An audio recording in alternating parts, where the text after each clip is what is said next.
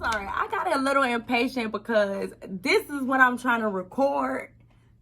And then the motherfucker ain't even recording. So just bear with me. Give me one more second. What's up, everybody? Welcome back to my channel on a Talk with Quay. If you are new here to my channel, don't know what I want to say because the introduction is the worst thing. Y'all, I haven't really too much found out my introduction yet, so I'm gonna go ahead and get into it. I'm known on social media as a Talk with Quay. You can call me Quay, whatever you prefer.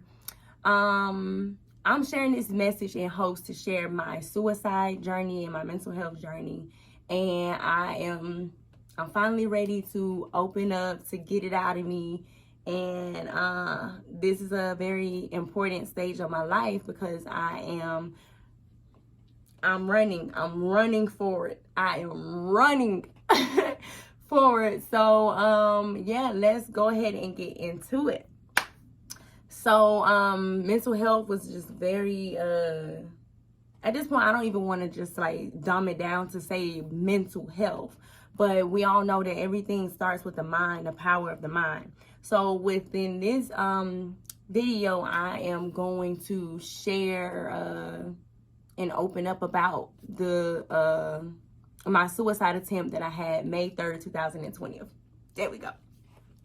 So May 3rd, 2020, that was the day that I was going to commit suicide, and I recorded it on video. So viewers, discretion, advisory that I am going to go ahead and put it out there. So that's what the rest of this video is going to be. However, before we get into that, I want to also share a few things that was happening in the midst of that time so that it can all make a little bit of sense. As far as the things that I was struggling with, the things that that was also my final breaking point into go ahead and feeling that I really needed to commit suicide. So with that being said, yeah, continue to watch the rest of this video and just know that I am perfectly fine now. I am doing well. I am alive. I am happy. I love myself. I am enough. And I am here to be of help and support to anyone who is struggling with suicidal thoughts, struggling with anything in regards to their mental health, who feels like they are just so alone, who is can be struggling with abandonment, rejection, anything, struggling with your own internal being. I just want you to know that you are not alone, because everybody look at me all the time and they always think that I'm the best perfect thing out here in the world, and I'm not gonna lie, I am. However, a person always needs to feel that and to have their own sense of wholeness within themselves. And if you don't have that, that's okay, because we change different stages of life all throughout life. So you might can just get so comfortable where you at today, finally, and then tomorrow, Jehovah is telling you that you need to go somewhere else, or, you know, and that it's time to keep moving. So let's go ahead and get into this video. Whew. I gotta get out the window. Let's see. Can I put it down?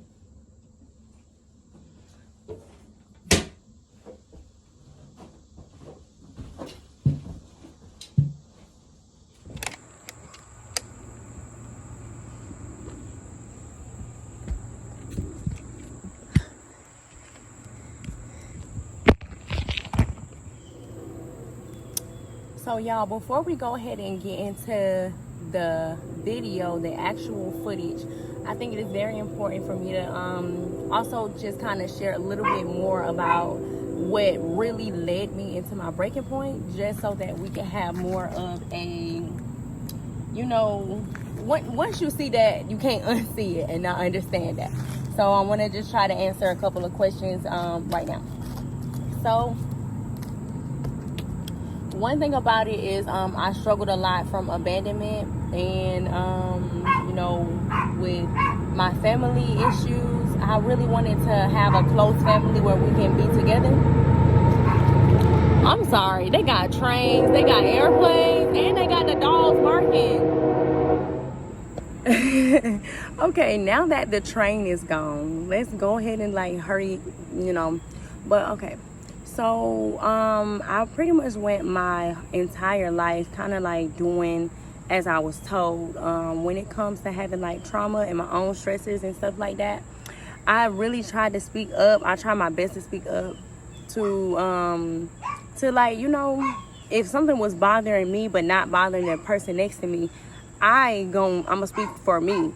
But it's just like people around me was like, pretty much like, if these people not bothered, then you shouldn't be bothered, or you already know how this life stuff works, so you shouldn't be bothered. Oh, what is this? It's a little bug. The problem is I don't know what type of bug that is.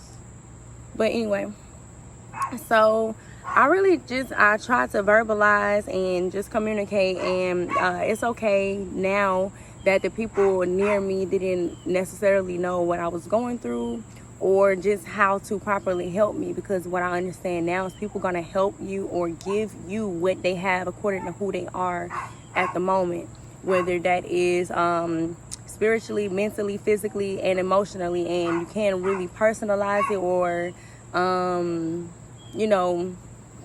it's not all the time personally towards you. It's like, it's just what they have. You can't expect somebody to give you money that they don't have. If they have no way of even like seeing certain things to give you, they just won't. But anyway, so on this very particular day, we was coming from my brother. I'm so sorry if you can hear the dogs. Like, they watching me too hard, and they see me climb out the window, so now they just so worried about me. I should have closed the door. Anyway, we was coming from a family function at one of my older brother's house, and we, it was a good weekend. However, I was under a lot of stress. I was very overwhelmed, and I had been struggling a lot with anxiety and even depression. But this is like really before I put a name on it, what I was going through.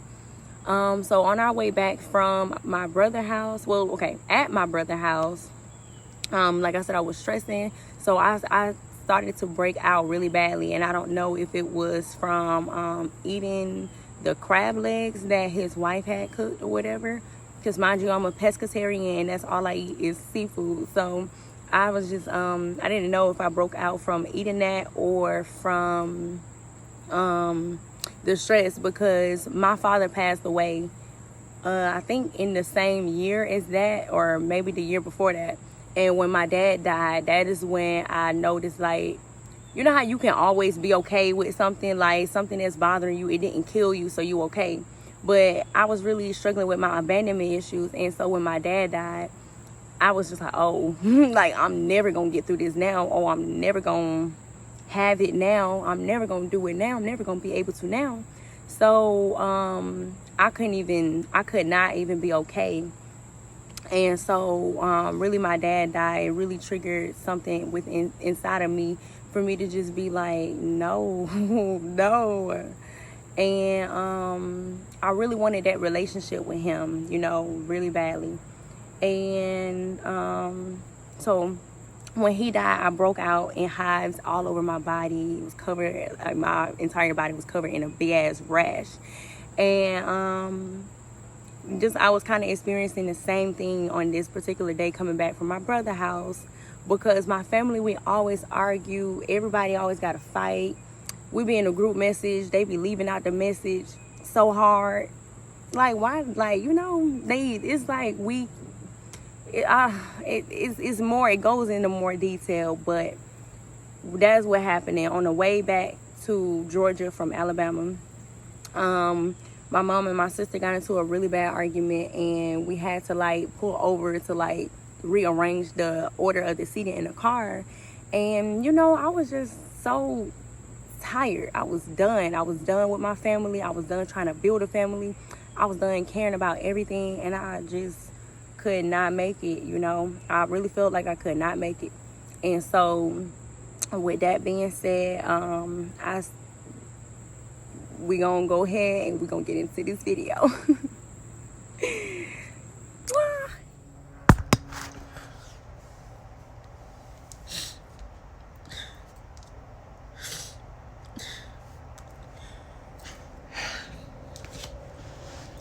So I was asking myself,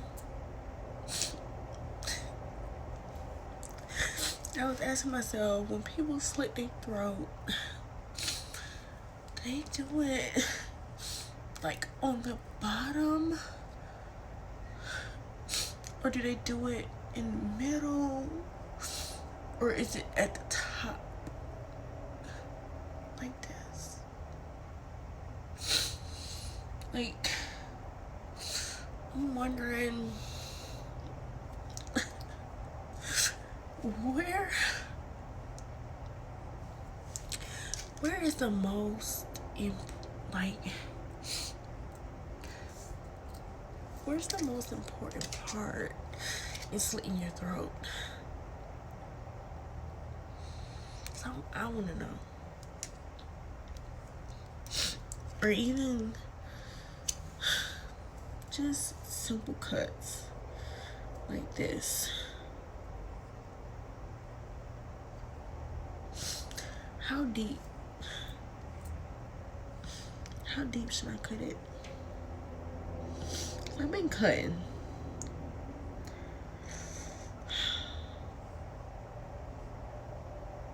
It has to be, it's like some type of mental thing. When people cut themselves, it means that they are emotionally fucked up. Because psychologically, it's hard. It's really hard. It's really hard to cut yourself. Because it's like your brain is telling your body, don't do it. But you're just so scarred that you can't help it like this. To me, I'm cutting deep, but it's like barely bleeding. So like, I'm trying to figure out how hard should I cut myself. Because to me, I'm tired.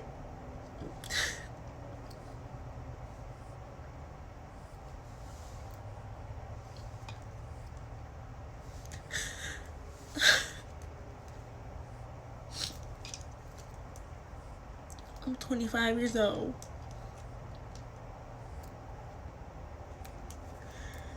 I feel like I don't have any family, no love, no support.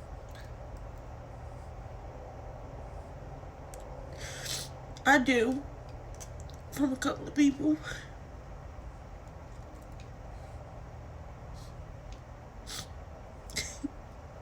Shanice, Grandma Freeman,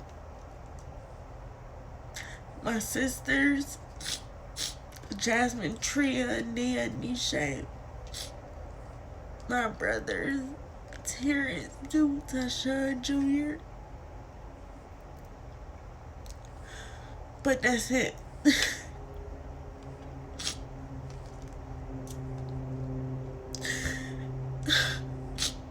Grandma Callie is dead.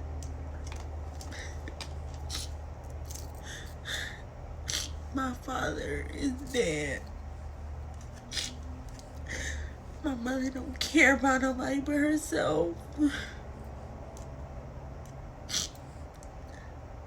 Like,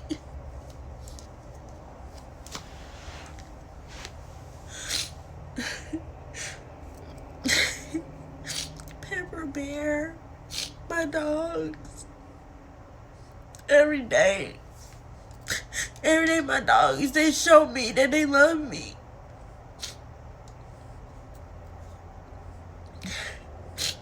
And I still feel like I'm missing something. It's so hard. It's so hard to get through this from what I've been through.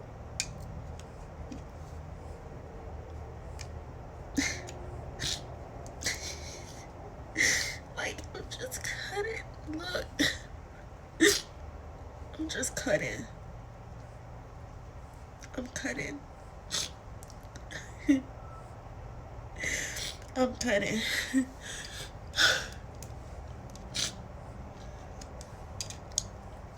This is better than the emotional pain that I deal with. The traumatic situations that I've been in. Like, look at this.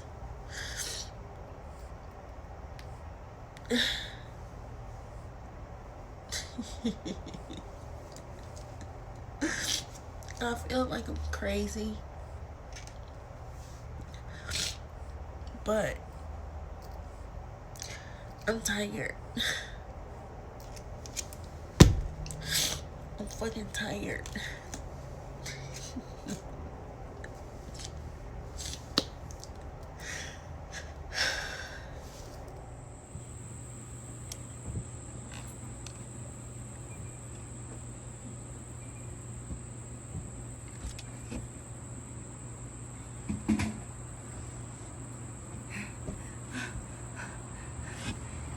Hello? Who's there?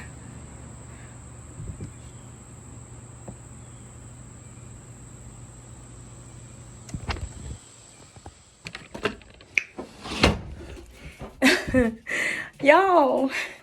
Alright.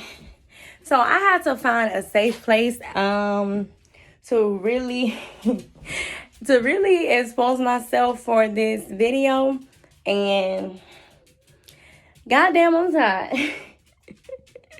I'm motherfucking tired, y'all. On my mama. But anyway, thank y'all so much for just being a part of this little journey with me, because look, oh hell no. But thank you so much for being a part of this journey with me, because this really does take a lot. It took a lot for me to go through it, and honestly, for me, everybody's different. For me, it doesn't take that much to share who I am, because I am who I am, and I'm okay with that. But it took a lot for me to go through the things that I went through and to still be standing here today. So that is the biggest testimony, and the biggest thing of it all is the fact that no matter what it is that you're going through, you can make it through it. You can make it through it. You don't have to do the most irrational things to prove to yourself or to prove to anyone else. You just have to really, really try to persevere through it. And if you don't know what persevere means, let's get a definition. Let's look it up in the Google, and let's figure out what persevere means. Let's get some examples. Let's do it. Let's just figure out what it is, and let's do it, because we have to just keep going. So persevere means to just keep going. Hey, talking about. All right. Love you. I'm going to talk to y'all later. Mwah.